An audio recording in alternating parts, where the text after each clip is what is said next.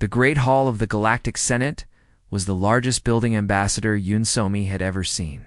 Its ceiling stretched so high that clouds sometimes formed inside.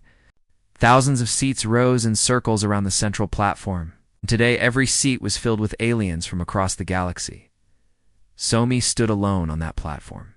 She was a small woman with gray hair and tired eyes, but her back was straight and her voice was steady. She had given this speech 46 times before.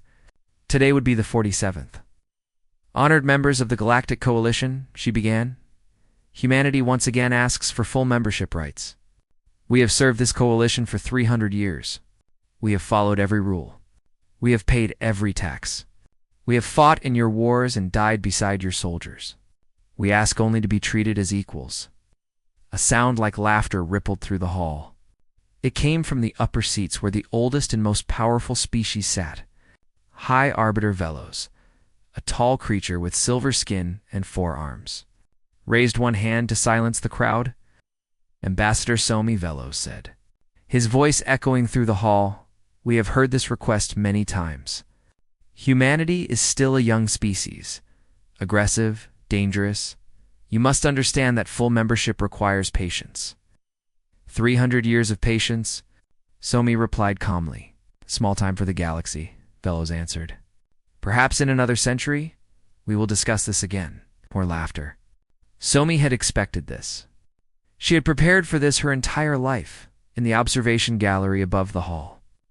Admiral Park Jin-ho watched the scene below. He was an old man now, with white hair and a face marked by decades of service. Beside him stood Captain Kong Min-ho, young and eager, his hands tight on the railing. "They are laughing at her," Min-ho whispered, anger in his voice. "They always laugh," Gin-ho replied quietly. "They have been laughing at us for 3 centuries. And why do we keep asking?" Jin-ho looked at the young captain with sad eyes. "Because we had to try everything else first.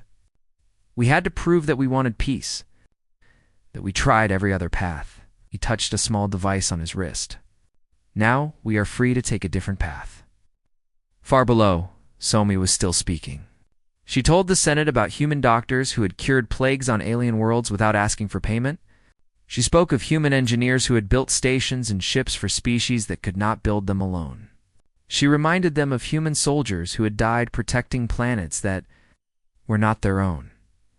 The aliens listened with bored expressions. Some talked among themselves. Others checked their communication devices. Trademaster Auric, a large creature covered in golden scales, was counting his profits on a small screen. War Chief Draven, a massive being with armored skin and 6 eyes, was actually sleeping. In conclusion, Somi said, her voice never wavering, humanity requests a vote on full membership status. High Arbiter Velos smiled. It was not a kind smile. "Very well. Let us vote." The voting took less than 1 minute. Every species voted no. Not a single delegate supported humanity. The final count appeared on a giant screen above the platform. 0 votes in favor. 847 against. "Motion fails," Velos announced with obvious pleasure. "Perhaps humanity should focus on improving itself before asking again. You may step down, Ambassador." Somi did not move. Instead, she did something that confused everyone watching. She smiled. "I thank the Senate for this vote," she said. "It has made our decision very clear." Velos tilted his head. "What decision?" "Humanity withdraws from the Galactic Coalition. Effective immediately." The hall went silent. Then the laughter started again, louder than before. "Withdraws." Velos chuckled. "And where will you go?" "You need our trade routes, our protection, our technology. Without the coalition, humanity will collapse within a decade." Somi reached into her pocket and pulled out a small crystal. She placed it on the platform, and a holographic document appeared in the air above it. "This is our formal notice of withdrawal. We are leaving all treaties, all trade agreements, and all territorial boundaries established by the coalition. Our borders are now closed." The laughter faded. Some delegates leaned forward in their seats. Others whispered to each other with worried expressions. "You cannot be serious, Trademaster," Auric said, finally looking up from his profits. "We have contracts, agreements. You owe us resources. We owe you nothing, Somi replied. Read the withdrawal document. Every debt is addressed. Every obligation fulfilled. As of this moment, humanity has no connection to the Galactic Coalition. War Chief Draven woke up, his 6 eyes focused on the small human woman. If you leave our protection. There are dangers in the galaxy that you cannot face alone. We'll take our chances. Admiral Jinho pressed the device on his wrist. Throughout the galaxy, on 1,000 different worlds and stations, human officers received the same message. Begin operation. Homeward. His voice echoed through every communication channel in the system, interrupting the Senate proceedings. All human vessels, all human citizens. This is Admiral Park Jin-ho of the United Earth Fleet. Begin operation homeward immediately. We are going home. The delegates rushed to their own communication devices. Reports started coming in from across the galaxy. Human ships were leaving their posts. Human workers were packing their belongings. Human soldiers were withdrawing from bases they had protected for generations. This is madness, Velo shouted. You cannot just leave. The galaxy needs you to maintain order. Somi picked up her crystal and walked toward the exit. She paused at the edge of the platform and looked back at the hundreds of alien faces staring at her. For 300 years, humanity asked to be treated as equals. You refuse? You laughed at us. You called us primitive and dangerous. You took everything we offered and gave nothing in return. Her voice was calm, almost gentle. We are not angry. We are simply finished asking. She walked out of the Great Hall. No one tried to stop her. Captain Minho met her at the door. Together with Admiral Jinho, they walked to the shuttle that would take them to the fleet. Behind them, they could hear the Senate erupting into chaos. Delegates were shouting at each other, demanding answers, making threats. Do you think they understand? Minho asked. Jinho shook his head. Not yet. They think this is a trick, a negotiation tactic. They cannot imagine that we simply do not want to be part of their galaxy anymore. And when they realize the truth, the old admiral looked up at the stars. Somewhere out there, 10,000 human ships were beginning the greatest journey in their species' history. He said quietly, We will be gone. The shuttle lifted off and carried them toward the fleet. Behind them, the Senate continued to argue. They did not yet know that everything had already changed. They did not understand that humanity had stopped asking for permission. The exodus had begun. The first 24 hours were chaos for the galaxy. But for humanity, everything moved with perfect order. Dr. Han Nari stood in the control room of Research Station Omega. Watching her team work, they moved quickly but calmly, packing 3 centuries of human innovation into transport containers. Every piece of technology that humans had created, every blueprint, every prototype of it was leaving with them. Doctor, one of her assistants said, the Coalition is demanding we leave the medical databases. They say the Chrysler plague treatments belong to everyone. Psst. Nari did not stop working. We shared those treatments freely for 200 years. They never said thank you. They never offered to help us develop more. The treatments were ours to give, and now they are ours to take. But millions might die without access to them, and perhaps they should have treated us better. Her voice was not cruel, only tired. Pack everything. We leave nothing behind. Across the galaxy, the same scene repeated itself. Human engineers shut down power stations they had built and maintained for alien worlds. Human navigators deleted the star maps they had created. Human doctors closed clinics and packed their equipment. Everything that humanity had given to the galaxy was now being taken back, Captain. Kang Minho commanded the evacuation fleet from the bridge of the HSS Horizon. His ship was the largest in the human fleet, capable of carrying 50,000 passengers. Today, it carried twice that number. Captain, we are receiving transmission from the planet below, his communications officer reported. The governor is demanding we return immediately. What does he want? He says our departure will collapse their economy. He is threatening military action. Minho almost laughed. Their military cannot catch us. Their weapons cannot hurt us. Tell the governor that we wish him well, but we are not his responsibility anymore." The officer sent the message. There was no reply. General Beek Tai-Wu had the most difficult job. He commanded the military withdrawal, ensuring that no human weapon or defense system fell into alien hands. Every orbital platform, every ground base, every hidden outpost, all of it had to be destroyed or removed. He stood on the bridge of his warship, watching a defense platform explode in a silent flash of light. That platform had protected an alien colony for 80 years. Without it, the colony was vulnerable to pirates and raiders. "General," his second officer said, "the colony is asking us to reconsider. They say they will die without our protection." Tai-Wu closed his eyes. This was the part he hated most. "Did they vote for our membership today?" "No, sir. They voted against us. Then they made their choice. We are making ours." By the end of the second day, nearly every human had left Coalition space.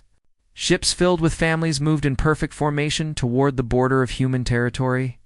Children pressed their faces against windows, watching alien worlds grow smaller and smaller. On the planet Kessa, a young alien girl watched her human neighbors leave. She had played with their children her whole life. Now, they were packing everything into a small shuttle, their faces sad but determined. "Why are you going?" the girl asked. The human mother knelt down to look at her. "Because we were never really welcome here, little one. We thought we were, but we were wrong." "I welcomed you," the girl said, tears in her eyes. The mother hugged her gently. "I know, and we will remember that.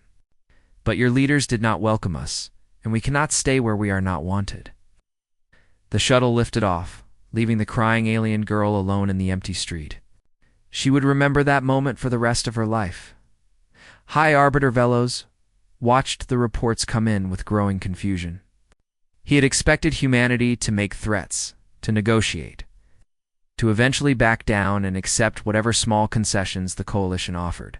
He had not expected them to actually leave. Where are they going? He demanded of his advisors. "To Sol System," one answered. "To their original territory and their 12 colony worlds?" No one could answer. On the third day, something strange happened.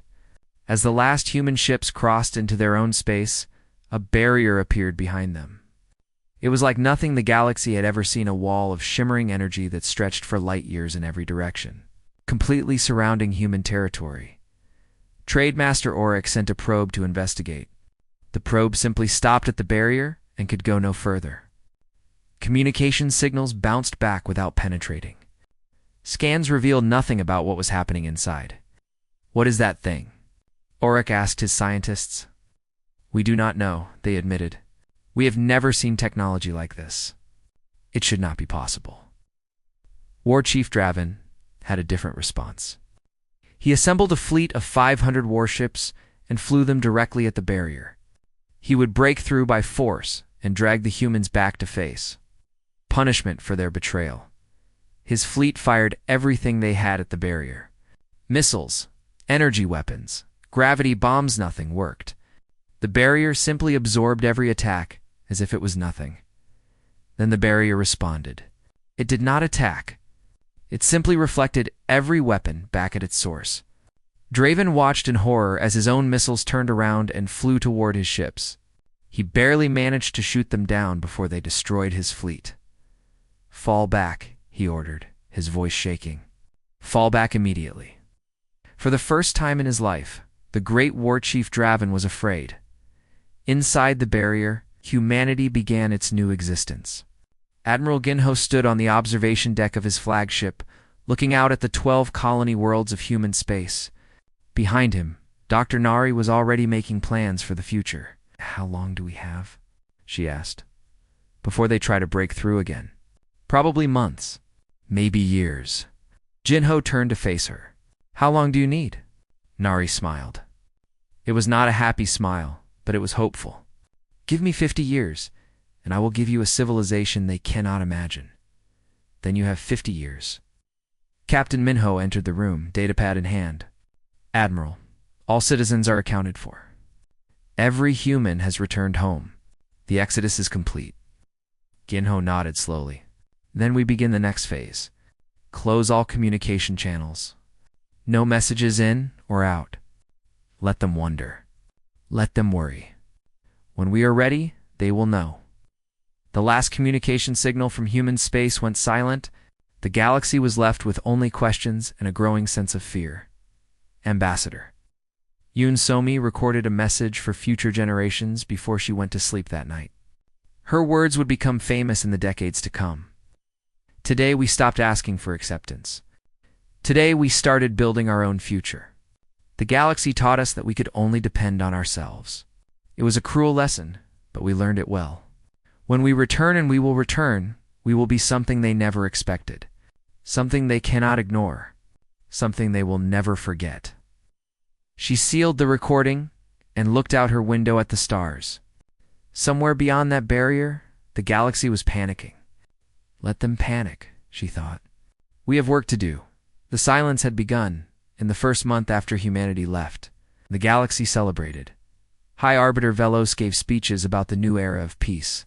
The aggressive humans are gone, he told cheering crowds. No more of their demands. No more of their complaints. The coalition is stronger without them. Trademaster Auric announced that human trade routes would be divided among the remaining species. War Chief Draven declared that the galaxy was now safer without human soldiers causing trouble. Everyone agreed that things would only get better. By the third month, the celebrations stopped. It started with small problems. A power station on the planet Vora stopped working. The alien engineers tried to fix it, but they could not understand the design. A human engineer had built that station 60 years ago, and no one had ever learned how it worked. They had never needed to learn. The human had always been there to maintain it. The station stayed broken. Half the planet lost power. On the medical world of Tessara, doctors discovered that their supply of Chrysar plague treatment was running out. They searched their databases for the formula, but found nothing. The humans had never shared the formula only, the finished medicine. Without humans to make more, millions of sick aliens had no hope of recovery. Trademaster Auric studied his economic reports with growing alarm. The numbers made no sense. How could human departure cause so much damage? Humans were only 2% of the galactic population. They were a minor species, barely worth noticing. He ordered a complete analysis of human contribution to the coalition economy.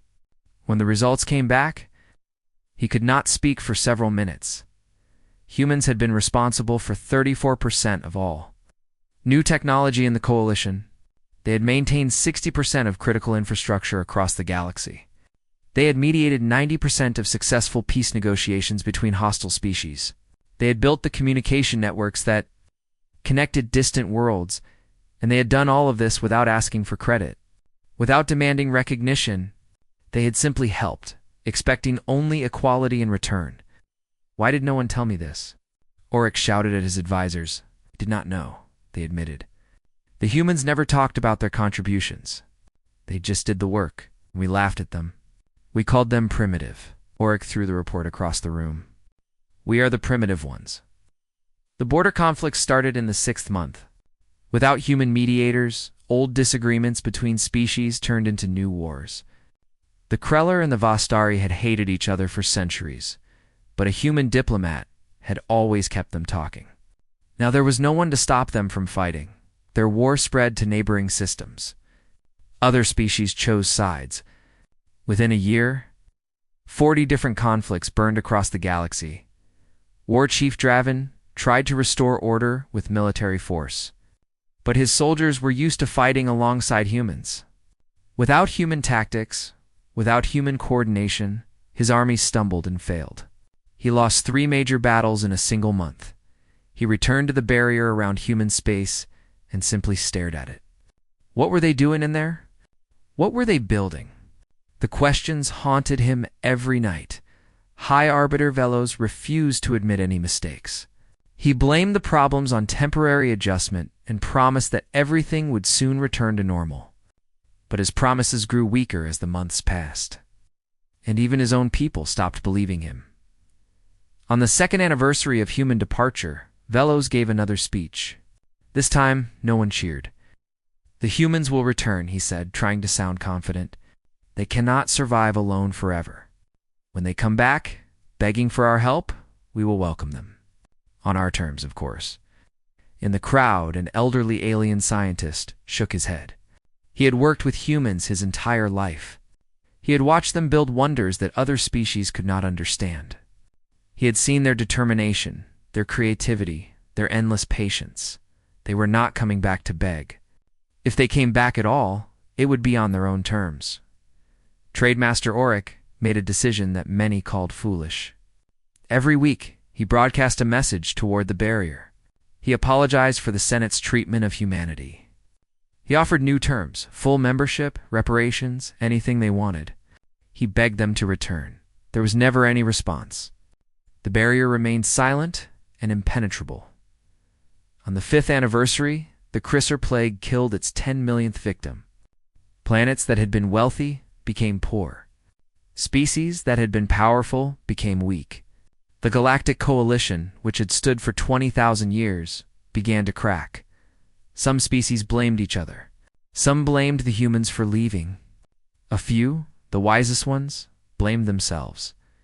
"We had everything," an elderly trademaster Auric said in his final public speech. "We had a species that only wanted to help us. They asked for nothing but respect, and we could not even give them that. Now look at what we have become." He stepped down from his position the next day. He spent his remaining years at the barrier, broadcasting his apologies into the silence. War Chief Draven had changed as well. The great warrior who once threatened to destroy humanity now sat quietly at the edge of their space, watching and waiting. His 6 eyes never left the shimmering barrier. His officers asked him what he was doing. "I'm trying to understand," he answered. "I am trying to figure out what we did wrong. We underestimated them, no." Draven shook his massive head. "We did something worse. We needed them, depended on them, and then we treated them like they were nothing. A wise enemy would have fought us.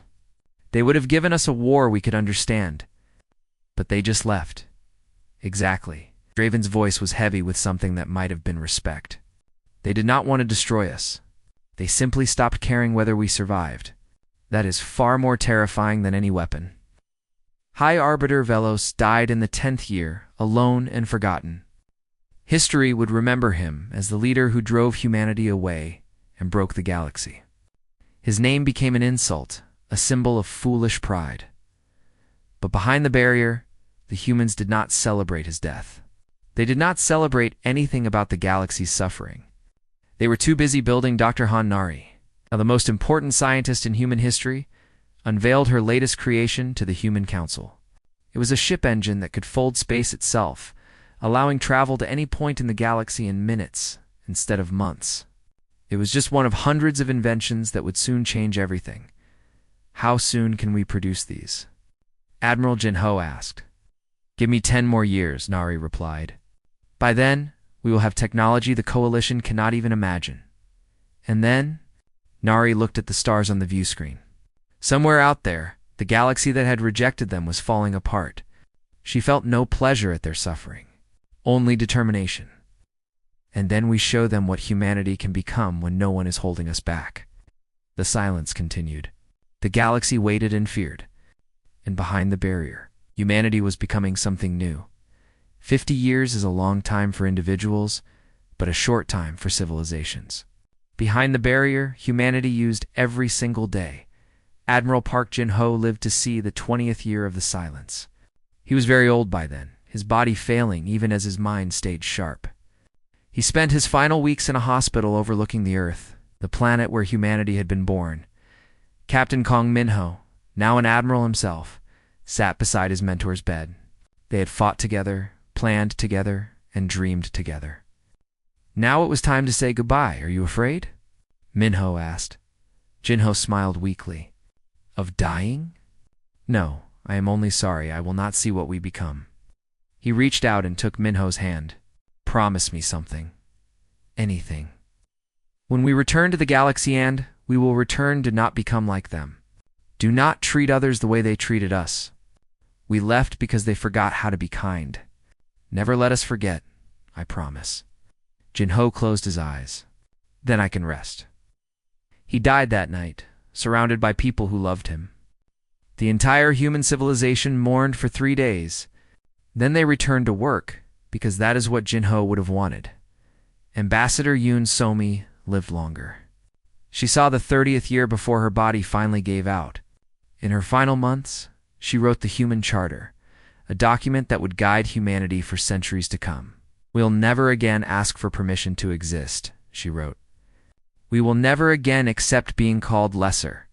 When we return to the galaxy, it will be as equals or not at all. But we will not seek revenge. Revenge is for those who cannot move forward. We will move forward. Her granddaughter, a young woman named Cho Hai-hoon, read the charter at Somi's funeral. She was just 20 years old, but she spoke with the same calm strength her grandmother had shown in the Senate chamber so many years ago. My grandmother taught me that dignity cannot be given, Hai-hoon said. It can only be claimed. She claimed it for all of us. Now we must prove worthy of that claim. Dr. Hanari never stopped working. In the 40th year, she presented her greatest achievement to the Human Council. It was not a weapon or a ship. It was a medical treatment that could stop aging itself. We cannot live forever, she explained, but we can live much longer. 300 years, perhaps more, long enough to see the stars. Long enough to build something that will last. Admiral Minho was among the first to receive the treatment. His body returned to its prime, his gray hair becoming black again, his tired muscles becoming strong. He looked 40 years old, but his eyes held the wisdom of 70. Now I can keep my promise, he told Neri. I can lead our people back to the galaxy myself. Not yet, she cautioned. We need more time. Another 10 years? For what? Nari pointed to the view screen where human ships were testing new engines. For them. The fold space drives are almost ready. When we return, we will not crawl back through the galaxy. We will simply appear wherever we wish to be. Outside the barrier, the galaxy continued to suffer. The coalition had officially collapsed in the 35th year. What replaced it was chaos. Hundreds of species fighting for power, trading accusations, destroying each other over resources that grew more scarce every year. Trademaster Auric had died at the barrier, still broadcasting his apologies. His final words were recorded and became famous among aliens, who regretted humanity's departure. We did not know what we had until it was gone. We did not deserve them, and now we are paying the price. War Chief Draven lived longer. His species had long lifespans, and he spent decades at the edge of human space, watching the silent barrier. His soldiers called him mad. His government tried to recall him. He refused to leave. They are coming back, he said to anyone who would listen. I do not know when, but they are coming. And when they do, everything will change. How do you know? His officers asked, because I know humans. They do not forget. They do not surrender. They wait until they are ready, and then they act. We hurt them deeply, and they responded not with anger, but with silence. That silence is not surrender. It is preparation. His officers thought he was paranoid. But Draven had fought alongside humans in the old days. He had seen their determination, their creativity, their refusal to accept defeat. He knew what they were capable of. What should we do when they return? A young officer asked. Draven was quiet for a long time. Pray that they remember mercy, because if they have forgotten it, we are all doomed. In the 45th year, the barrier began to flicker. Alien scientists across the former coalition detected strange energy readings from human space. The barrier that had been solid for decades was showing signs of instability. Something was changing. Emergency meetings were called. Old enemies temporarily stopped fighting to discuss the readings. What did it mean? Were the humans finally returning? Some species prepared for war. They gathered their best weapons and positioned their fleets near the barrier. If the humans came back, they would show them that the galaxy was not defenseless. Others prepared for diplomacy. They wrote speeches and prepared offers. Perhaps the humans could be convinced to forgive and forget. Perhaps trade could resume, a few species simply prepared to run. They had heard stories about human technology from the old days. If humans had spent 50 years improving that technology, they might be unstoppable inside the barrier. Admiral Minho stood on the bridge of the HSS Horizon 2, a ship 3 times the size of its predecessor. Around him, a fleet of 10,000 vessels waited for his command. "Is everything ready?" he asked. General Beek, Sun Wu's son of the legendary General Taewon, nodded. "All ships report prepared. All systems functioning. We can lower the barrier on your order." Minho looked at the view screen. Somewhere beyond that shimmering wall, the galaxy that had rejected them waited in fear and confusion.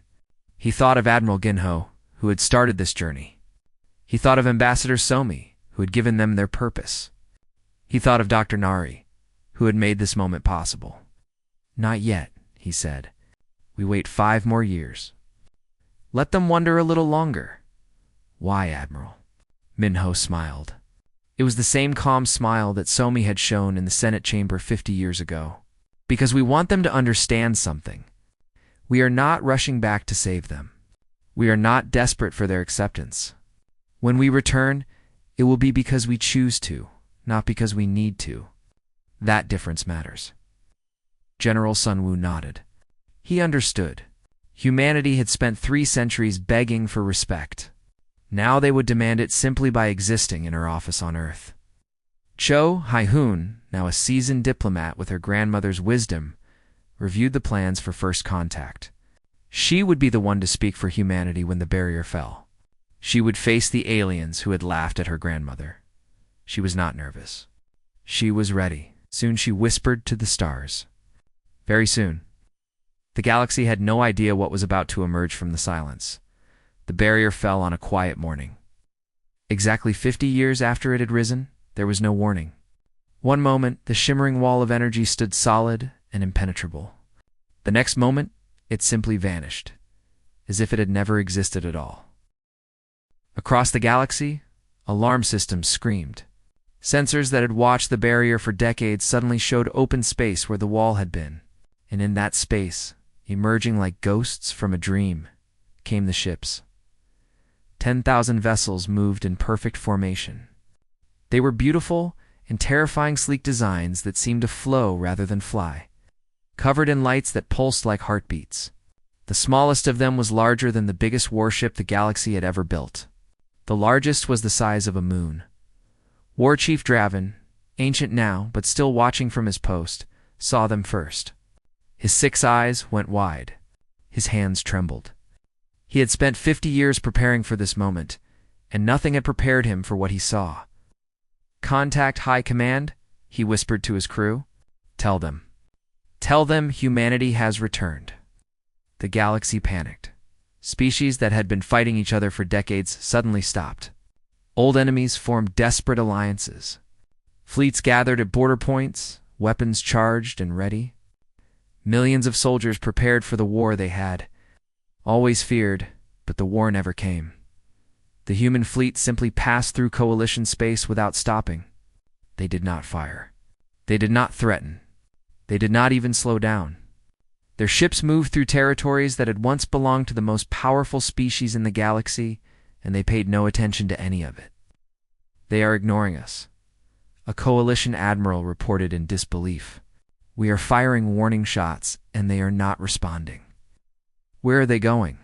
"Toward the outer galaxy." "The unexplored regions?" "Those regions are impossible to reach. The distances are too great. Not for them. Their ships are moving faster than anything we have ever seen." On the bridge of the HSS Horizon 2, Admiral Kang Min-ho watched the galaxy pass by. He looked young, 40 years old at most, but his eyes held the wisdom of more than 7 decades. Beside him stood Ambassador Cho Hai-hoon, calm and dignified in her formal robes. "They are trying to contact us," his communications officer reported. "Hundreds of channels.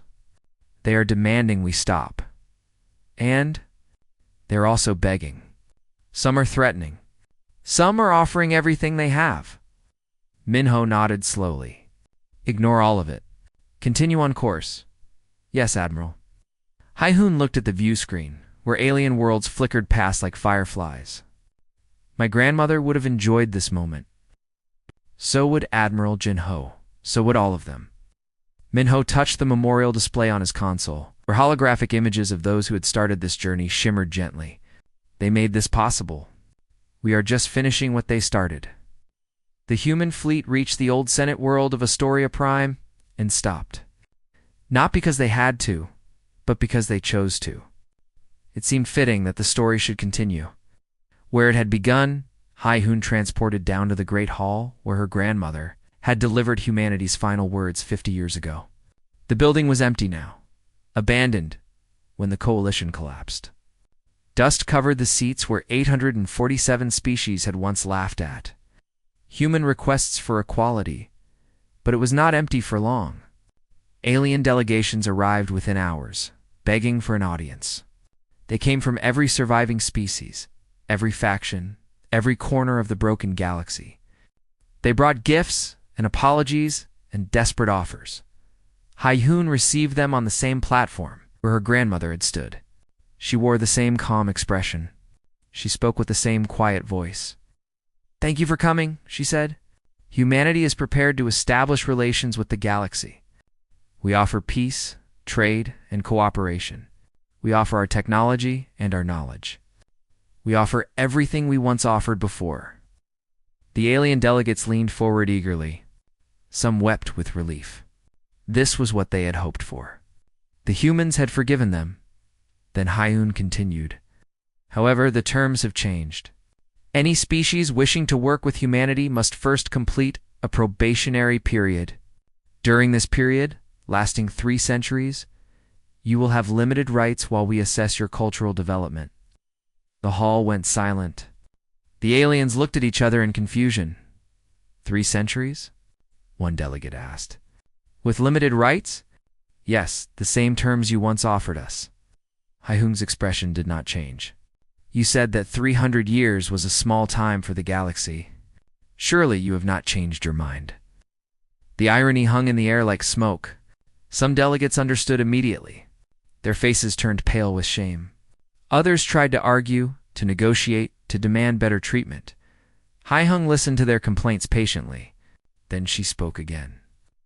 "You taught us something valuable during our time in the coalition.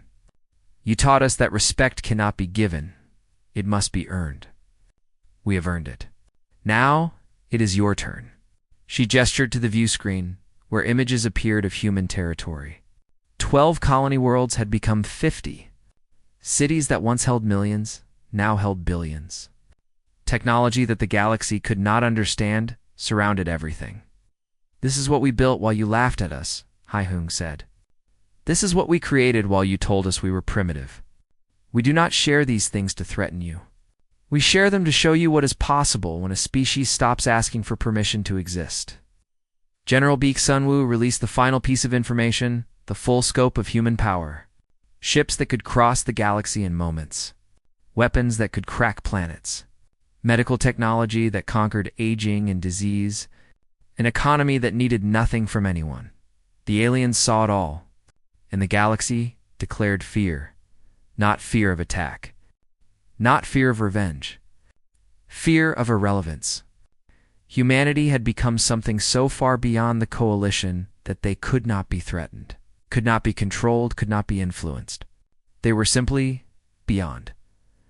War Chief Draven was among the first to accept the probationary terms. He stood before Ambassador Hai-Hoon, with his head bowed, his 6 eyes filled with something that might have been tears. "I watched your barrier for 50 years, he said. "I knew you would return. I just did not know it would be like this." "Like what?" "Without anger. Without revenge. You could destroy us all, but you offer us partnership instead. I do not understand." Hai-Hoon smiled gently. "You taught us to leave because we could not find respect here. But the same person who started our exodus also left us a command. Never become like them. We kept that promise. We do not want to destroy you. We want to show you a better way." Draven nodded slowly. "Then, I accept your terms. 3 centuries of probation. Whatever you require, thank you. You are the first. Perhaps others will follow your example. Within a month, hundreds of species had accepted humanity's offer. Some did so eagerly, grateful for any chance to connect with the new power in the galaxy. Others did so reluctantly, knowing they had no choice. A few refused. They declared that they would never bow to humans, never accept inferior status. Humanity did not argue with them. They simply continued on their journey to the outer galaxy, leaving the stubborn species behind.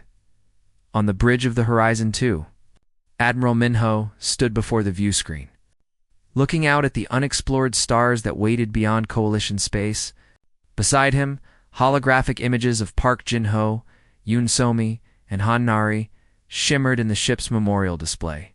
"We did it," he said quietly to their images. "We came back as equals. Better than equals. And we did not forget who we are." The fleet began to move again, heading toward the unknown regions of the outer galaxy. Behind them, species that had once mocked humanity now scrambled to keep up, desperate to remain relevant in a universe that had changed beyond recognition. Ambassador Hai-Hung recorded a final message to be broadcast throughout the galaxy. It would become the most famous words in human history. 50 years ago, you taught us that we were alone. We learned that lesson well. Now we go where you cannot follow, to build things you cannot imagine, to become something you will never understand. We do not hate you. We do not blame you. We simply do not need you anymore. She paused, and when she spoke again, her voice held a hint of her grandmother's gentle strength. But we remember those who showed us kindness. We remember those who treated us fairly. And if you truly wish to join us, not to use us, not to control us, but to walk beside us as equals, then come. The stars are waiting." The broadcast ended. The fleet jumped toward the unknown and across the galaxy. Billions of beings watched the stars and wondered what humanity would become next. They had come back not as conquerors, but as something far more terrifying, a species that no longer needed anyone else. A civilization that had turned rejection into rebirth. A people who had learned the most powerful lesson in the universe. Sometimes, the best revenge is simply becoming something better. The humans vanished into the outer galaxy, and behind them, the universe was never the same again.